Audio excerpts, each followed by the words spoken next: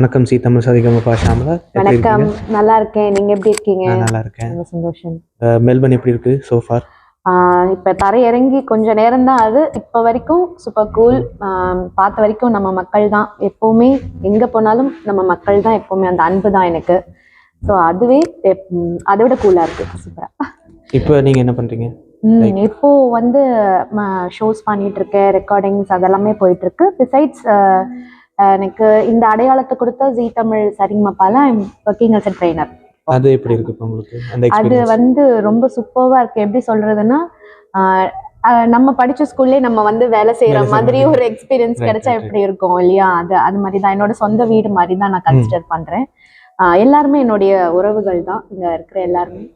So அது குடும்பத்துல நம்ம ஒரு ஃபேமிலிலே ஒர்க் பண்ணா எப்படி இருக்கும், அந்த ஒரு எக்ஸ்பீரியன்ஸ் தான். அது எப்படி இருக்கும், ஒரு வாவ் ஃபேக்டர் தானே. எல்லாருக்குமே கிடைக்குமான்னு தெரியல, எனக்கு கிடைச்சிருக்கு.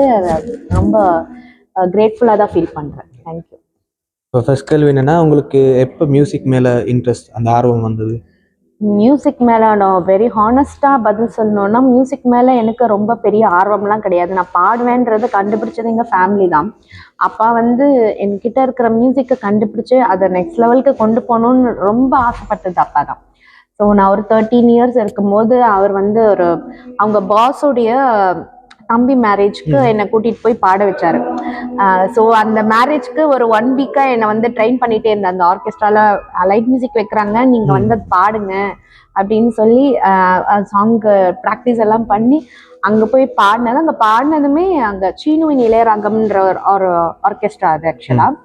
ஸோ அதில் பேண்ட் லீடராக இருக்கக்கூடிய சீனு அப்படிங்கிறவர் வந்து, இந்த பொண்ணு ரொம்ப நல்லா பாடுது, இது வந்து அப்படியே விட்டுற வேண்டாம், நம்ம நெக்ஸ்ட் லெவலுக்கு கொண்டு போகலான்னு சொல்லி அவர் தான் வந்து எனக்கு பர்சனலாக லைட் மியூசிக் ட்ரைனிங், அவங்க பேண்ட்லேயே பாடுற இன்னொரு சீனியர் சிங்கராக இருக்கக்கூடியவங்க கிட்ட, வாகினி அப்படின்னு ஒரு சிங்கர், எனக்கு எல்லாமே ஒரு ஸ்வீட் மெமரிஸ் மாதிரி, இப்போ ஒரு த்ரோபேக் மாதிரி இருக்குது. அவங்க கிட்ட ட்ரைனிங் எடுக்க சொன்னாங்க. நான் அவங்க வீட்டுக்கு கொண்டு போய் லைட் மியூசிக் எப்படி பாடுறதுன்றத ட்ரைனிங் எடுத்தேன். அதுக்கப்புறமா அப்பா ஓகே, பொண்ணு வந்து பாட ஆரம்பிச்சிட்டா, இதுக்கப்புறம் அது வந்து கொஞ்சம் ப்ரொஃபஷ்னலாக இருக்கணும்னு சொல்லிட்டு ஒரு கர்நாடிக் கிளாஸ் ஒன்று மாமி மாதிரி கொண்டு போய் சேர்த்து விட்டாரு.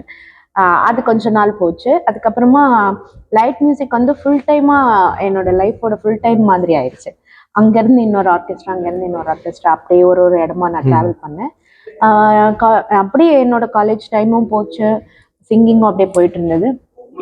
ஒரு கட்டத்துக்கு மேலே என்னன்னா, ஒரு நார்மல் மிடில் கிளாஸுங்கிறதுனால என்னால் என்னோட மியூசிக் நெக்ஸ்ட் லெவல் கொண்டு போக முடியல. யாரை போய் அப்ரோச் பண்ணுறது, ஏன்னா மியூசிக்கல் பேக்ரவுண்ட் கிடையாது எனக்கு, எங்கள் ஃபாதருக்கும் தெரியல. யாரை கொண்டு போய் யாருக்கிட்ட இது பண்ணணும், எப்படி அப்ரோச் பண்ணணுங்கிறதே தெரியல. ஒரு லேர்னிங் ப்ராசஸாக இருக்கட்டும், அதை நெக்ஸ்ட் லெவலுக்கு கொண்டு போகிறதா இருக்கட்டும். ஸோ அப்படியே போச்சு. ஒரு கட்டத்துக்கு ஆஃப்டர் கெட்டிங் மேரிட், என் பையன் பிறந்தான். அதுலேயும் அப்படியே நான் லைட் மியூசிக்லேயே ட்ராவல் பண்ணிட்டு இருந்தேன். ஒரு பிரேக் த்ரூ வந்ததுன்னு பார்த்தா கொரோனா தான். ஸோ அந்த கொரோனான்ற ஒரு விஷயம் வந்ததுக்கப்புறம் வந்து எல்லாருக்குமே தெரியும், அவங்க ஒர்க் எல்லாமே ஸ்தம்பிச்சு போன ஒரு டைம். அது ஒரு பேட் டைம் எல்லாருக்குமே. மொத்த உலகமே அப்படியே எந்த ஒர்க்கும் செய்யாம நெக்ஸ்ட் என்ன பண்ண போறோம்னு திகச்சிட்டு இருந்த டைம். அதில் அதிகமாக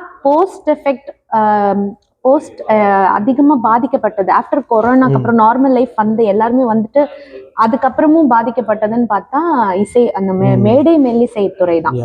ஏன்னா எங்களுடைய லைஃபே வந்து இந்த பப்ளிக் கேதரிங்ஸ்ல தான்.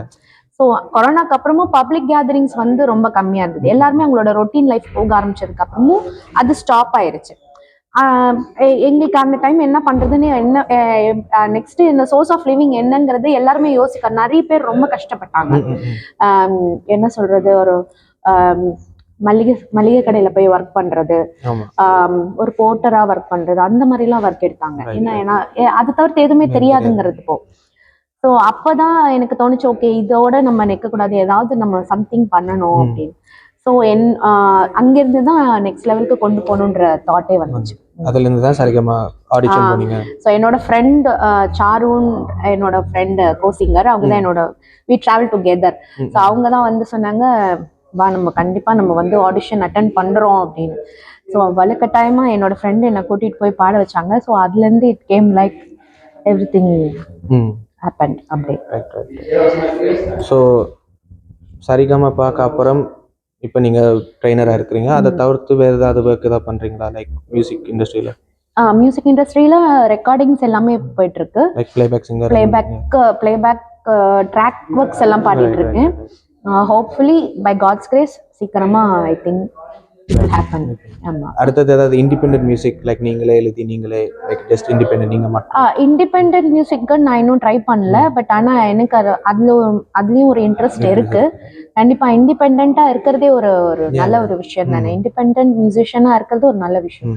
கண்டிப்பாக அந்த சான்ஸ் கிடைச்சதுன்னா டெஃபினட்டாக I will prove my self அந்த ஒரு இதுலேயும் கண்டிப்பாக. சோஃபா இப்போ ரிஹர்சலுக்கு இப்போ ஃபர்ஸ்ட் டைம் வந்திருக்கீங்க, எப்படி இருக்காது? ரொம்ப சூப்பர்பா இருக்கு. உள்ள பாட ஆரம்பிச்சிட்டாங்க. ரொம்ப ஆம்பியன்ஸே ரொம்ப நல்லா இருக்கு உள்ள ரிஹர்சல் ஹால்.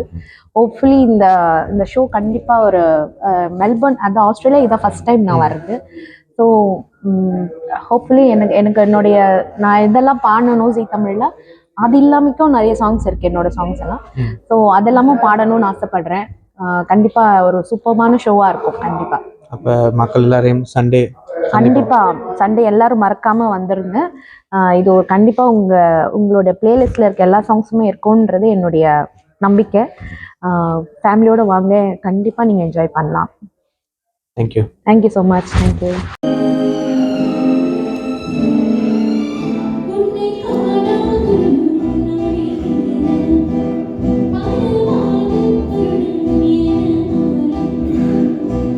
நீ